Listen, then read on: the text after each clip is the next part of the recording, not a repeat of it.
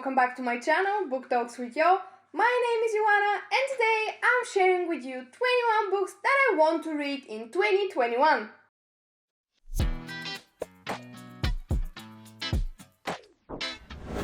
I cannot believe that it's already December. Like, when did this happen? And I feel like this year has been a lot of things. And it's been the slowest year, but at the same time, the past few months just flew by, if that makes any sense. But anyways, today I'm sharing with you 21 books that I not only want to read, but I promise myself to read in 2021. And I'm guessing this will be a longer video as we have quite a few books to go through. So grab yourself a cup of coffee or tea or hot chocolate or wine, depends on the mood you're in. I have my coffee here with me and yeah, I'm ready to talk about these books. So the books in this video are in no particular order as I'm a mood reader, so I can't really make a list. But yeah, I will try to be brief with the synopsis as I don't really want to keep you here until Christmas. And the first book on this list is Normal People by Sadie Rooney. I've heard many good things about this book. I've read many reviews of it. And I'm sure it will be high up my TBR because I'm really curious to read that one. And I know that we follow the story of Kono, who is the star of the school. He's the star of the soccer team and is a very popular kid at school. And on the other side we have Marian, who is shy, lonely, but too proud to admit that. And their lives actually collide when Kono goes to pick his mom up from her job as a housekeeper at Marian's house. And the two of them form an unusual and unlikely friendship that they're keen on keeping a secret at school. I have no idea why, but I just know that they're trying their best to keep that a secret. And then we follow them as they both go to Trinity College in Ireland, and their tables actually turn. Although they're still trying to avoid each other, tables turn, and Kono turns up being the shy and uncertain one. And as much as they're trying to avoid each other and to ignore their friendship, life just keeps throwing them to each other because of the two things they have in common. They have attraction, that is undeniable, and they have sharp intelligence. Yeah, that pretty much is all I know about this book. I also know that there is a series on that book as well, which is interesting. So yeah, I'm hoping to pick that one up very soon, hopefully at the beginning of the year, so I can also probably start the series. Next one is Anna K by Jeanny Lee. Pretty much all I know about this story is that it's loosely inspired by Anna Karenina by Leo Tolstoy, which I mentioned in my Classics I Want to Read video, but it's a modern retake. So we have Anna K, who is a 17-year-old girl who lives in Manhattan, and she's at the top of the Greenwich Society. However, everything changes after she falls for the wrong guy, and he's this infamous playboy. Although, despite his reputation, he's also falling for her. And in this book we have love, we have drama, we have glamour, and I've heard many people say that it has all those Gossip Girl vibes, so just bring it my way, I want to read it. Next one is actually a series, but I'm counting it as one book because why not? And this is The Raven Cycle by Maggie Stiefvater. In one of my first videos, it was about 10 books I still haven't read. I mentioned that I've heard many good things about it, and I know that there are 4 books in the series that follow those 5 people who pretty much stumble upon some ancient magic in Virginia. And yeah, I still know that it's very vague. I haven't looked up any more information about it because I really want to go into it knowing as little as possible, but I've heard many good things, so yeah, I have high hopes. Okay, so next book is Sense and Sensibility by Jane Austen. I clearly have a physical copy of that one, so I have no excuse why I haven't read it. But yeah, I haven't, and I'm promising myself to do so in 2021. And I know that we follow the story of Marian and Eleanor, that are two sisters, and they're the complete opposites. On the one hand, we have Marian, who is very naive, she just wears her heart on her sleeve. She believes that everyone is a good person and falls for the wrong guy, for the very unsuitable Mr. John Willoughby, completely ignoring her sister's warnings to be more sensible about the whole matter. And on the other hand, of course, we have the elder sister, Eleanor, who is very sensible, very clear-headed, very grounded, but at the same time she's also very affectionate, and we follow her own love story, although she doesn't share anything about it with her closest people. And I believe that Jane Austen has crafted another masterpiece, as I really, really love her writing style, and I trust that this book will also be a good one, so yeah. Finally, I will read this next year. Next one is Verity by Colleen Hoover. I've actually read 3 other books by her that were It Ends With Us, Ugly Love, and Regretting You, and I've loved all 3 of them, so I've been meaning to pick up more books by her since the summer pretty much. And I know that Verity is actually a bit different, it's something different from her other novels, because it's a mystery thriller. Yeah, I'm pretty sure it's a mystery thriller. And we follow our main character, Yoanna, who is a struggling writer who gets hired by this guy, Jeremy Crawford, who is actually the husband of Verity Crawford. And Yoanna actually gets hired to finish the unfinished book series of his injured wife. She has been injured in some way. I have no idea how and what is happening. But yeah, Yoanna gets hired to continue writing the series so they can publish them. And as she's going through the notes of the previous books and the books that she's supposed to be working on, she actually stumbles on something else. She finds Verity's unfinished autobiography that is full with all those chilling confessions. So yeah, that is all I know, and I don't want to know more because that's a mystery thriller. It's supposed to be a mystery. Yeah, but I'm excited to see how this aspect plays out, and actually I'm also looking forward to seeing how the romantic aspect plays part in the story, because I'm sure Colleen Hoover has built some romantic story in it. And yeah, I'm excited to see how that goes. Next one is The Secret History by Donna Tartt.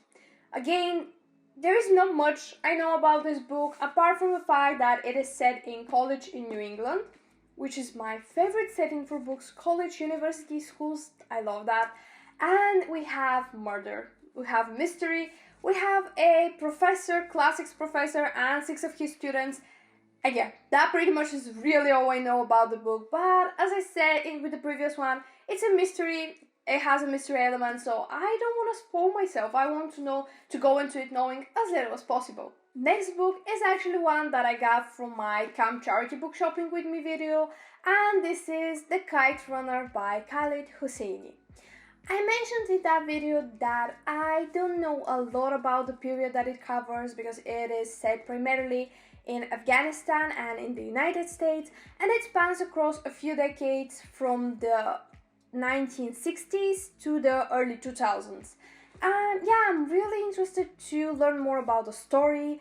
I know that in the center we have this unlikely friendship of a wealthy boy and his father's servant son.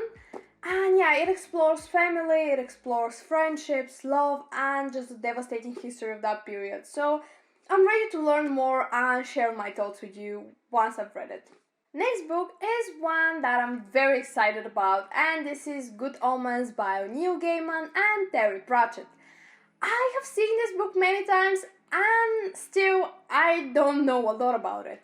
I know that there is a new date set for the end of the world, for the Judgment Day, and we have an angel and a demon called Crowley that are trying to, in a way, sabotage this Armageddon, this coming of the end of the world, as they've grown accustomed to their comfortable life on Earth in England. And yeah, I've read American Gods 2 years ago, that's by Neil Gaiman, and I love his writing style, so I know I will enjoy it as well in this book. And Terry Pratchett is one of the authors that I want to read in 2021, so yeah, I think that this book will be perfect for that. Next one is A Man Called Hoover by Fredrick Backman. I'm sure you've heard about his books because they're just pure masterpieces. I've read 3 other books by him and I absolutely love them. They've touched my heart and I'm still thinking about them sometimes, but I still haven't gotten to that one, so I'll sure make sure I do next year. And I know that we have this old man called Hoover, who is this cranky old neighbor who just has a very strict routine and a very short fuse. But his world and his tranquility change when a young family moves next door with their two chatty, bubbling daughters. And as we follow the unlikely friendships that form between them, we also learn the sad story behind the cranky exterior of the old man. And I just love Backman's writing style so much, so I'm sure this will be another heartwarming and heart-wrenching story. And next on my list is The Astonishing Hour of After by Emily X.R.Pan. Just a quick trigger warning that it has suicide and depression talk in this book explicitly. But yeah, what I know about this story is that we have this young girl whose mother kills herself, and the girl is sure that her mother has turned into a bird after her death. And we have our main character traveling to Taiwan to meet with her maternal grandparents for the first time. And on this journey, she's determined to find the bird that she believes is her mother.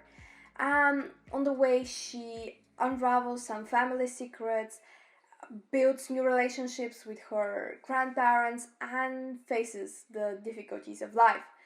I know that there is a magical realism, and it switches between magic and reality, and between past and present.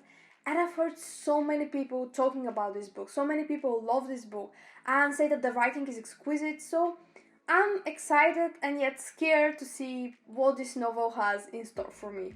Next up is The Gentleman's Guide to Vice and Virtue by Mackenzi Lee.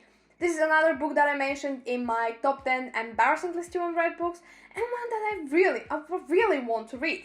Don't ask me why I still haven't done this. I will do it next year, I promise. But yeah, for those of you that don't know, we follow the story of 18-year-old Henry, or Montagu, who was born to be a gentleman. He was born to be a gentleman, but is a reckless young boy known for his venturesome way of life of drinking, gambling, and waking up in the hands of different men and women every day, pretty much. And this all has to change. His whole life has to change. His ways of life have to change when his father tells him that he needs to take after his estate. But before he can trust him with this, he sends him on this year-long grand tour across Europe, where Monty, he sees that as an opportunity for one last grand adventure as he's with his best friend Percy by his side. But one wrong decision actually turns this whole tour into a manhunt across Europe. And yeah, this is set in 1700s England, and this is enough to make me want to read the book. It sounds exciting, it sounds thrilling, it sounds original, so yeah, I'm reading this in 2021. Next book I'm going to talk about is Wanderlost by Malone.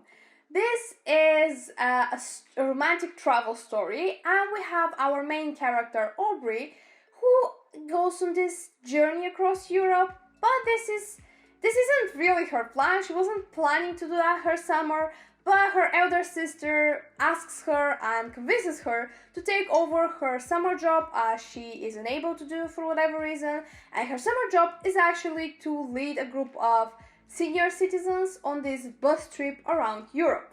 So yeah, our character Aubrey goes on this journey, and although they've planned it all, it seems like they've planned it all, things don't go according to that plan, and soon Aubrey finds herself without a phone, without the binder that her sister prepared with all the interesting facts, and with the owner of the company owner's son, Sam, for whom she definitely shouldn't be falling for, because she is pretending to be her sister.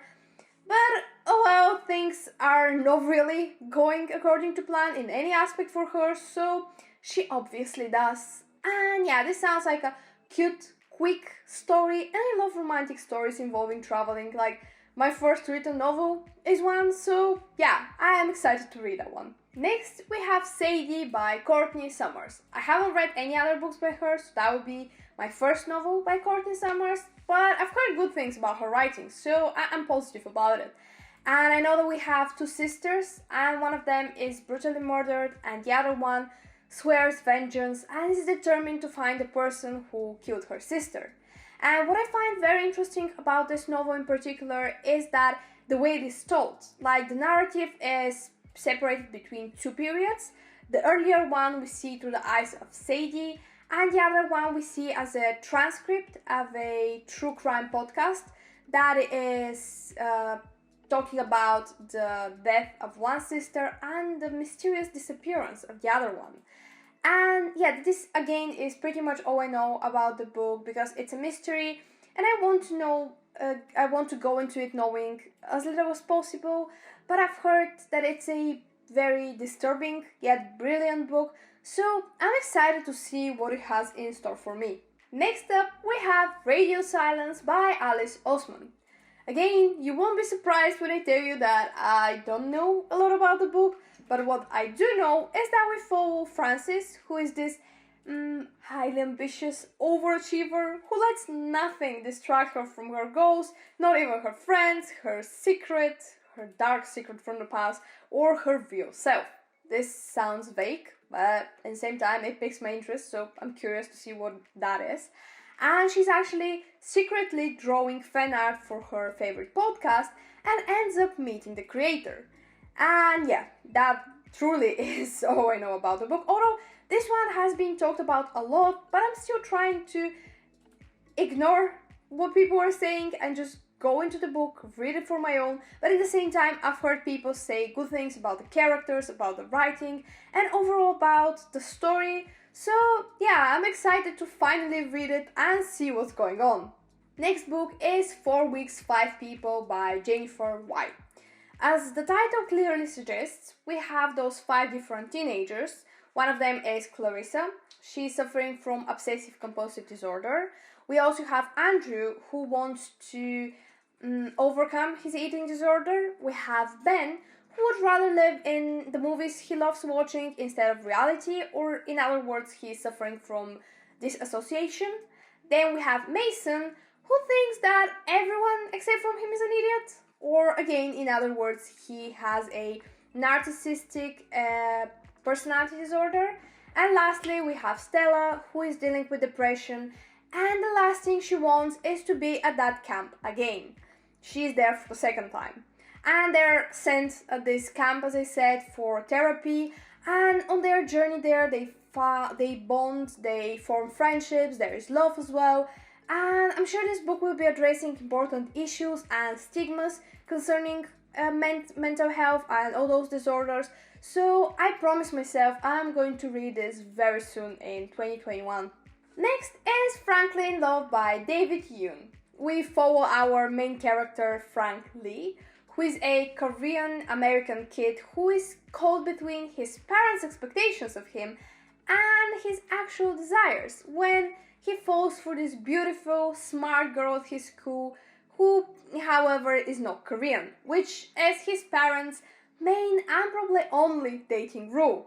And we have his friend Joy Song, who is also in a similar type of a situation, so they make this pact to pretend that they're dating so their parents are satisfied and they can earn their freedom.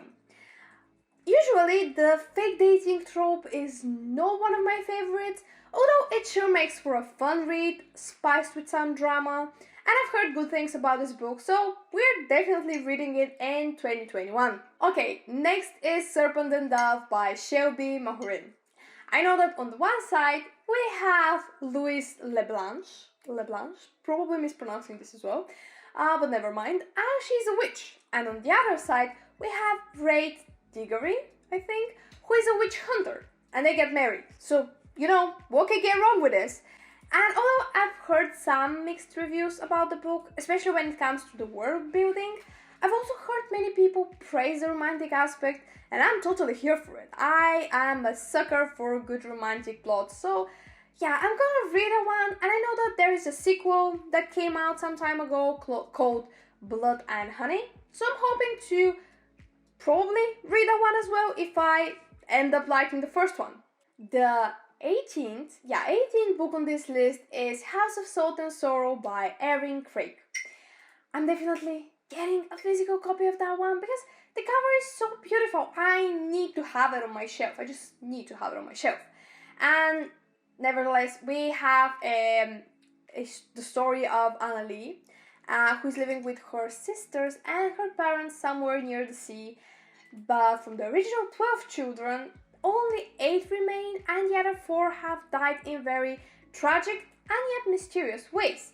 One has been the plague, then there is a jump from a very high place, then there is drowning and a slippery plunge.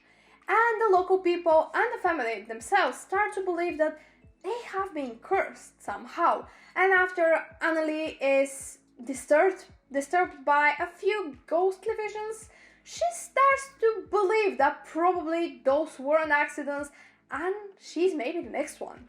And what is more interesting is that Annalie knows that her sisters have been sneaking out every night, going to those balls and dancing the whole night. So she started to question whom or what they might be dancing with.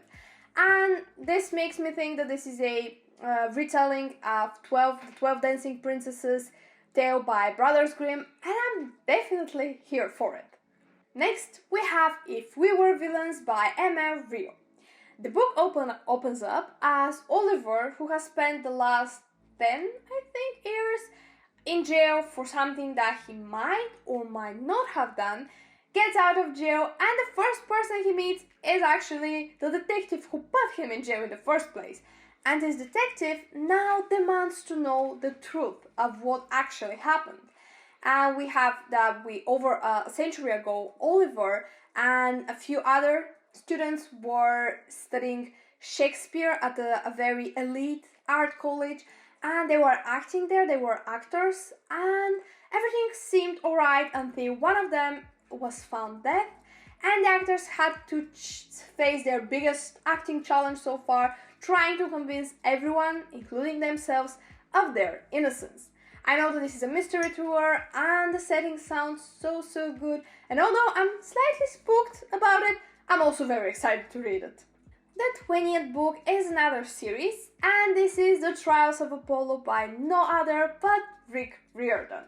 I've loved the other 2 series I've read by him so much, and those were Percy Jackson and the Olympians and the Heroes of Olympus, and those are one of my favorite middle grade reads, so I'm so giddy and so excited to be starting another series by Rick Riordan. And I know that there are, again 5 books in this series, and I think all of them have come out. Yeah, I'm this late for reading them, but yeah, I think there are 5, and the first one is called The Hidden Oracle. And we have Apollo, who, as we know, is a god, but he has been punished by his father, Zeus, and he has been sent down on Earth in New York City as a regular, normal teenage boy. And from the other series, we know that Apollo is this narcissistic, hilarious character, so I'm really excited to see how he deals with his new life. I'm hoping to at least start the series next year, and if it turns out to be a good reading year, maybe I can even finish them. And last but definitely not least is Lovely War by Julie Berry. I heard about this book earlier this year in one of my absolutely favorite booktubers video, and this is Hail in Bookland, and there she said that she absolutely loved that book, so I've been meaning to read it the whole year, but this didn't happen, so I'm hoping that it does in 2021. And I know that it is set in 1917 during the First World War, and we follow the stories of 4 different lovers, and we're actually hearing about them 30 years later when the Greek goddess Aphrodite is telling their stories to her husband Hephaestus and her lover Ares. And yeah, this sounds like a very good read. It has romantic stories, it is historical fiction, and we have the Greek goddess. So yeah, it's right up my alley, and one that I definitely am reading very soon. Hopefully I will read it in the winter time, like January, February, something like this, because historical fictions just scream winter at me. I don't know why. So that pretty much wraps up my 21 books I promised myself to read in 2021. Please keep me accountable on that one. And I really hope you enjoyed watching. If you did, please don't forget to hit the subscribe button so you don't miss out on my new videos. Please let me know down in the comments if you've read any of those books and what are your thoughts on them. Thank you once more for watching, and I really hope to see you all next time. Until then, have a smiley week. Bye!